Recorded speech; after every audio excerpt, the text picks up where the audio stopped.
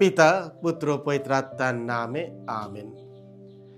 13ই October 1917 সালে 70,000 লোকের উপস্থিতিতে মা মারিয়া তিনজন কিশোর রাখাল লুসিয়া, ফ্রান্সেস্কো ও জাচিন্তাদের শেষ দেখা দিলেন। তিনি তখন শিশুদের বললেন, আমি জপমালায় বন্দিতা রানী। আর তিনি শেষ অনুরোধ করলেন, পাপী মানুষ যেন তাদের পাপের জন্য ক্ষমা চেয়ে জীবনচরণ পরিবর্তন করে।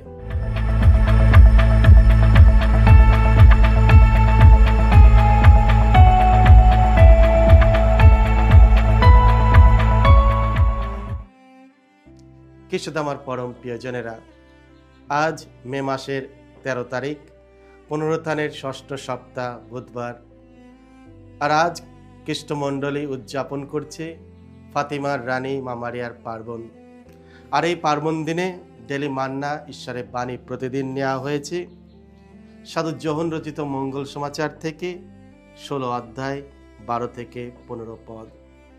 এসো ভক্তিভাবে আমরা আজকের এই বাণীটি শুনি। এই জগৎ ছেড়ে পিতার কাছে যাবার আগে যিশু তার শিষ্যদের এই কথা বললেন, তোমাদের কাছে আমার আরো অনেক কিছুই বলার আছে, কিন্তু ওইসব কথা সহ্য করার শক্তি তোমাদের এখন নেই। তবে তিনি যখন আসবেন, সেই সত্যময় আত্মা যিনি, তখন তিনিই তোমাদের পূর্ণ সত্যের পথে নিয়ে যাবেন।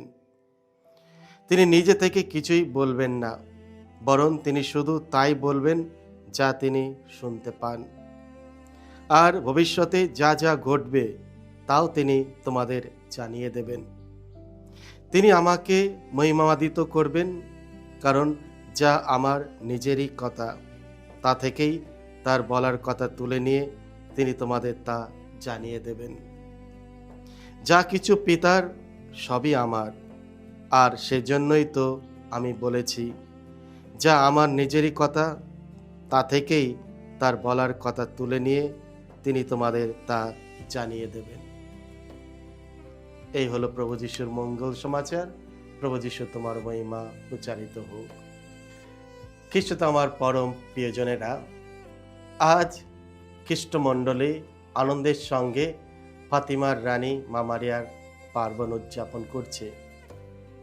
আমরা স্মরণ করি কিভাবে 1917 সালে ফাতিমাতে ধন্যকুমারী মাতা মারিয়া তিনজন রাখাল শিশুর কাছে দর্শন দিয়েছিলেন, ফ্রান্সেস্কো, জাচিন্তা এবং লুসিয়া।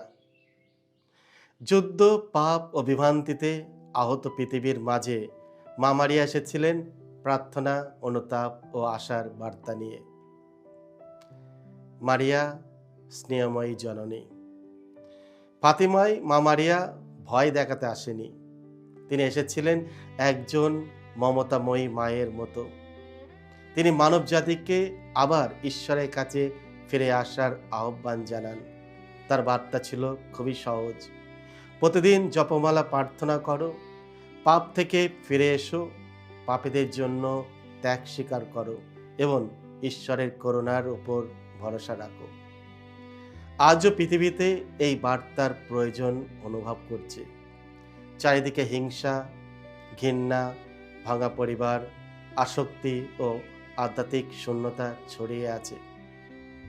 মা মারিয়া আবারও আমাদের তার পুত্র যিশুর দিকে নিয়ে যান, যিনি একমাত্র সত্য শান্তি দিতে পারেন। প্রার্থনার শক্তি। ফাতিমায় মা মারিয়া অন্যতম প্রধান আহ্বান ছিল, প্রতিদিন জপমালা প্রার্থনা করো। জপমালা শুধু কিছু শব্দের পুনরাবৃত্তি নয়, এটি হলো মা মারিয়ার চোখ দিয়ে যিশুর জীবনের রহস্য ধ্যান করা। প্রার্থনা হৃদয় পরিবর্তন করে, প্রার্থনা পরিবারকে শক্তিশালী করে, প্রার্থনা আমাদের প্রলোভনের বিরুদ্ধে রক্ষা করে। যখন আমরা আন্তরিকভাবে প্রার্থনা করি, তখন ঈশ্বর আমাদের হৃদয়ে শান্তি ও সাহস দান করে। অনেকে বলেন প্রার্থনার জন্য সময় পায় না, অথচ মোবাইল ফোন, টেলিভিশন, সামাজিক যোগাযোগের মাধ্যমের জন্য আমরা প্রচুর পরিমাণে সময় বার করি। আজকের এই পার্বণ আমাদের চ্যালেঞ্জ জানায়, প্রার্থনাকে প্রতিদিনের জীবনের অংশ করে তোলো। অনুতাপের আহ্বান। ফাতেমায় মা মারিয়া মানুষকে অনুতাপের ডাকও দিয়েছিলেন। তিনি শিশুদের স্মরণ করিয়ে দেন যে পাপ আমাদের ঈশ্বরের সঙ্গে সম্পর্কে ক্ষতিগ্রস্ত করে। আজকের পৃথিবীতে হয়তো পাপকে হালকাভাবে মানুষ দেখে, কিন্তু ফাতিমার বার্তা আমাদের মনে করিয়ে দেয় যে পবিত্র জীবন অত্যন্ত গুরুত্বপূর্ণ। অনুতাপ মানে ভয়ে বেঁচে থাকা নয়, বরং পিতার স্নেহময় আলিঙ্গনে ফিরে আসা। আমরা আন্তরিক হৃদয়ে ফিরে এলে ঈশ্বর কখনো ক্ষমা করতে ক্লান্ত হন না। কিছু আমার পরম প্রিয়জনেরা, হয়তো আজ মা মারিয়া আমাদের প্রত্যেককে জিজ্ঞাসা করছেন, আমি কি কোনো তিক্ততা ধরে রেখেছি, বা আমি কাউকে ক্ষমা করতে দ্বিধাবোধ করি, বা আমি কি ঈশ্বর থেকে দূরে সরে গেছি? কঠিন সময়ে আশার বার্তা। ফাতিমার বার্তা মূলত আশার বার্তা। মা মারিয়া প্রতিশ্রুতি দিয়েছিলেন যে ঈশ্বরের প্রেম শেষ পর্যন্ত বিজয়ী হবে। অন্ধকারের মাঝেও স্বর্গ আমাদের পরিত্যাগ করেনি।